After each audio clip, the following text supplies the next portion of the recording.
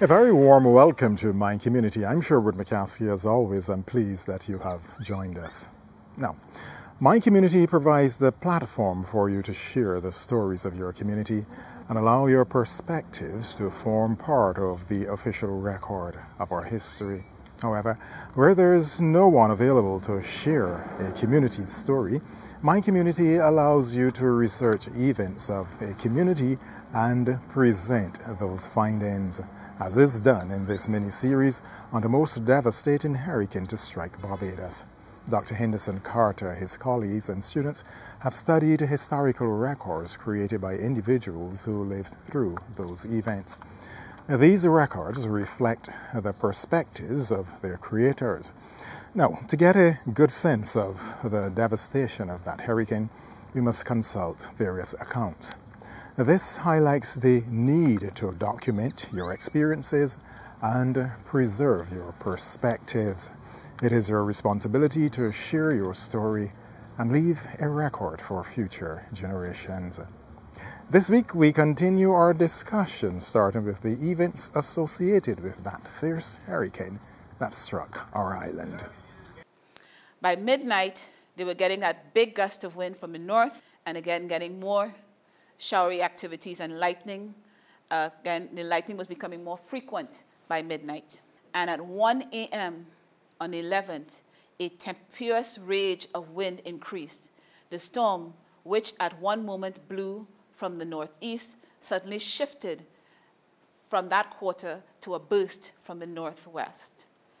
And it was almost, again, a little after 2, an astonishing roar of the hurricane, which rushed from the north-northwest and northwest, cannot by language be described.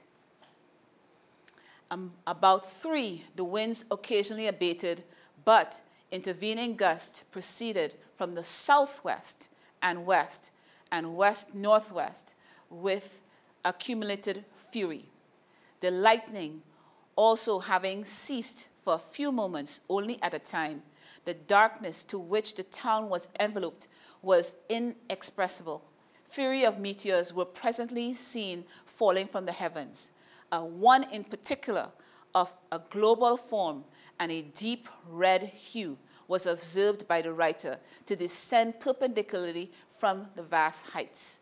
So morning is dawning, and you can see that the winds are still strong. They actually speak of very strong winds at 5 a.m., still coming with a south-southwest component. This will have an effect on possible storm surge, because that wind is coming directly off of the sea, and that will bring storm surge into areas. And I actually named areas that was very interesting, like Fontebelle, again, that I actually got inundated with seawater. The storm surge is reported to have been at least 17 feet, so that's just more than 1 story of a building.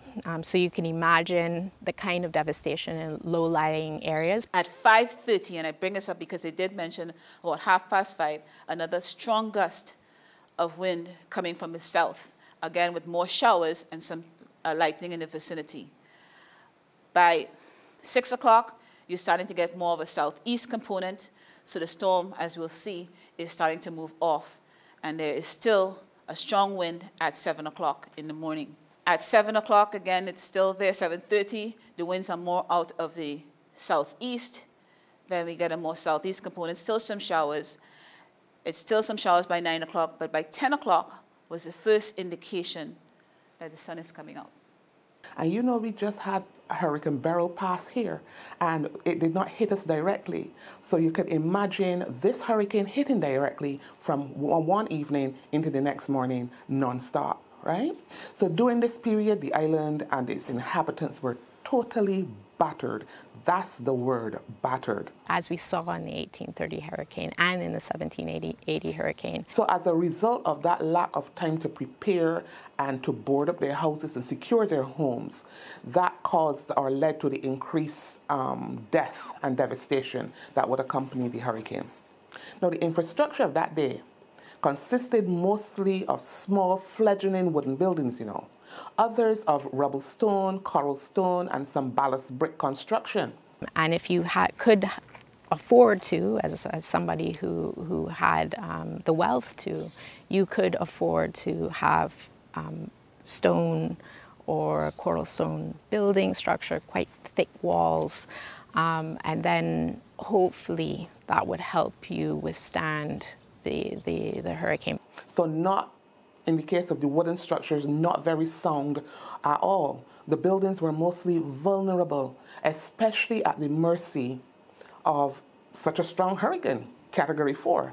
That did not save you. That did not help you. If your walls fell on each other and collapsed, you could be just as vulnerable as somebody who was just sheltering basically under a tree or holding onto a shrub or something like that. Samuel Hyde, the editor of the West Indian newspaper, he also provided an account, an eyewitness account of what occurred on the island. And he said in the aftermath, as persons emerged from their homes to look at the destruction, they were overwhelmed, they were overwrought, and they could not even utter comforting words to their neighbors because they were so overcome by the carnage that they saw, in terms that they saw their neighbors mangled bodies, disfigured bodies along the streets. So this was very overwhelming for some of these persons. The whole face of the country laid waste. No sign of vegetation. No sign of vegetation was apparent except for the here and there small patches of sickly green. And of course, all of the agriculture on the island is destroyed. Almost all of the trees on the island, especially the big trees, so the trees that had been here for almost a century and a half before that, or longer, had been uprooted and defoliated. So the island had that scorched look that you tend to get with these very major storms. It might help to visualize how, let's look at the trees, massive trees lost their branches or were completely uprooted. Large old trees turned up, thrown down, roots exposed. Imagine, for instance, if the baobab tree in Queen's Park was lifted out of the ground and its roots left exposed. Unimaginable, right? Yes, unimaginable. We cannot imagine something like that if we have not experienced it. It's in a matter of hours. You basically change the landscape. Every house within my view was leveled to the ground or materially damaged. And every hour brought intelligence of most lamentable accidents and of very many shocking deaths. The 1831 hurricane caused significant damage in Barbados, St. Vincent, St. Lucia, and then it went up to the Great Antilles, including places like Puerto Rico. But of all of the places, the most damage was reported in Barbados. The historian Simon Smith, he did a comparison of the damage done to Barbados and St. Vincent. And he showed that Barbados suffered significant damage compared to St. Vincent, which suffered minor damage. For example, about 4,000 persons died in Barbados, while in St. Vincent, only about 100 died. In Barbados, the damage amounted to several million pounds. In St. Vincent, it's a couple thousand pounds. The greatest catastrophe of this hurricane will be the loss of lives. And this occurred whether you were in the town, whether you were in the country, wherever you were. Each parish faced death. The loss of life was mainly due to people being drowned by the high storm surge, as well as being struck by direct collapse of buildings or being forced out of collapsed or collapsing buildings into the raging hurricane, only to be tossed around or struck by flying debris. The Great Hurricane of 1831 caused tremendous damage in Barbados. Physical damage, financial damage, psychological damage. The devastation was island-wide. Bridgetown was laid waste. Many of the plantations were utterly destroyed. And in terms of an estimated cost, the estimated damage from some sources runs as high as £2 million. Ultimately, the death toll was registered between 1,500 and 1,787. And like with most of the early disasters, the true count may never be known. As Samuel had moved around the town, he said he saw mangled and disfigured bodies thrown on the streets of Bridgetown. Their crippled bodies and mutilated limbs will, throughout the residue of their days, present sad memorials of the grievous affliction with which the almighty disposer of the events has permitted this little spot to be visited. One thing, again, the eloquence of the words, but it does tell you how devastating the storm was, not only to those who died, but those who were living in the event. And he could not even comfort your neighbor because you were facing the same challenge in terms of you couldn't even speak words to comfort them. All you could do was just hold out your hand and grasp it firmly, just to say, I'm with you, I know what you're going through because I'm going through the same thing.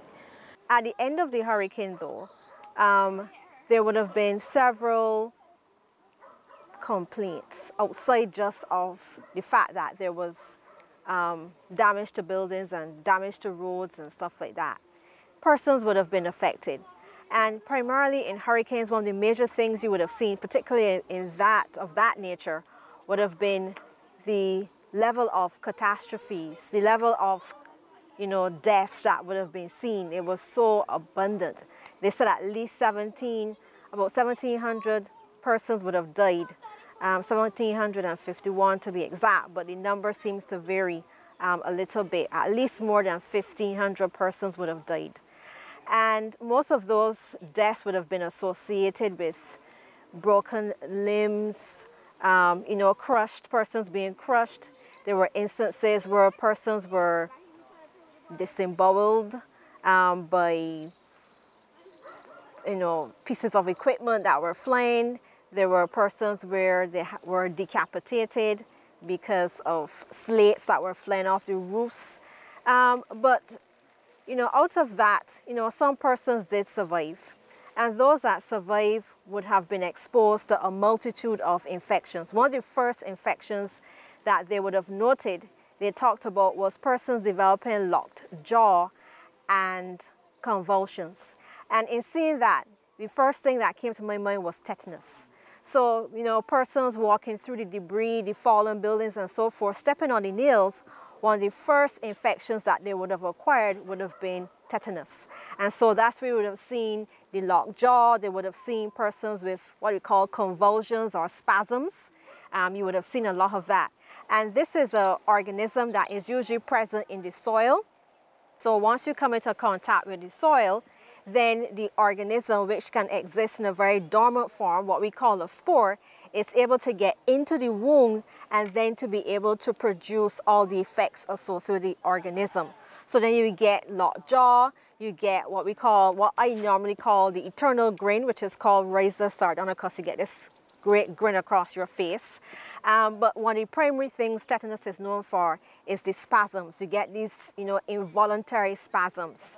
And so that's what they would have mentioned in terms of, the convulsions that they would have seen. So many persons, that's one of the primary infections that many persons would have been exposed to. One of the other things associated with this particular, or any hurricane in general, and of course this one being so catastrophic, would have been the gastrointestinal tract infections. Of course, with persons, not having adequate sanitation at the time, of course you had, your water systems would have been damaged, all your cisterns and everything would have been toppled over. So you had to now try to get water from whatever source. That water not being pure, purified or anything. So you would have acquired a number of organisms. And some of the organisms that persons would have seen would be things like E. coli, especially because of the fecal contamination. You're not having adequate disposal of waste, of fecal matter, and then it might contaminate the water, or you might not be washing your hands. You don't have adequate water sources to wash your hands after you would have defecated. So in the terms of preparing food, and not having the adequate sanitation, would have allowed these organisms to get into the food, you would be able to consume the food, and you would have gotten sick. And so that's one of the primary infections that you've seen, infections with E. coli, infections with Salmonella, which are, quite often associated with water. They're all waterborne.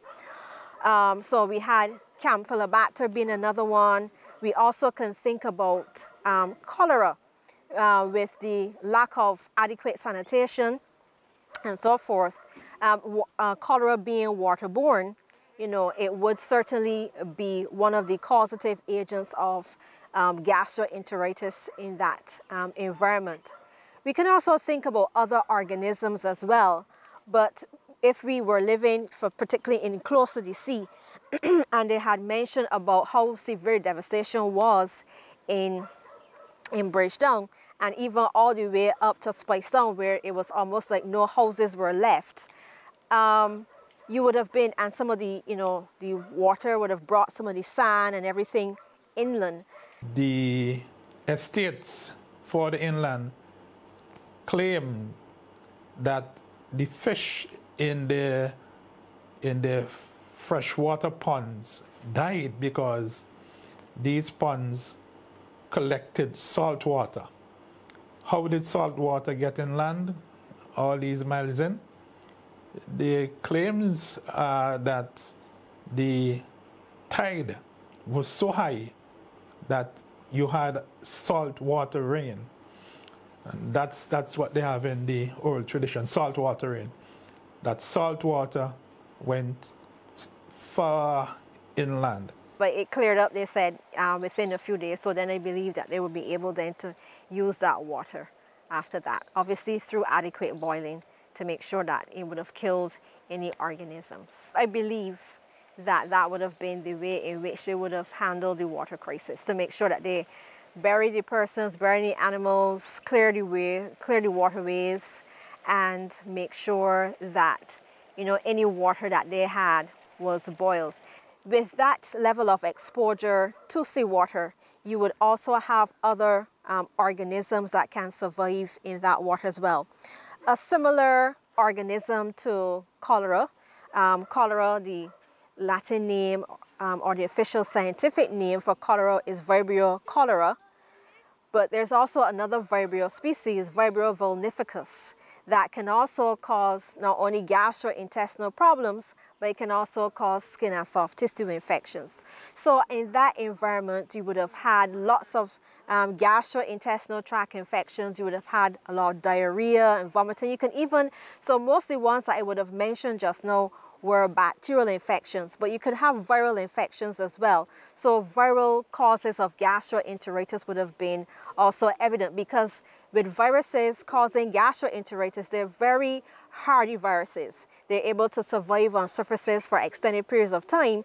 And with that, if you don't have, once again, adequate sanitation, adequate water to wash your hands and so forth, you're able to spread the organism. You're able to spread that virus, and it spreads very quickly. It's very, very contagious. So you could imagine the number of persons also presenting with that as well. So we have viruses, we have bacteria causes of gastroenteritis, and then there'll be also parasitic causes. We can't forget those.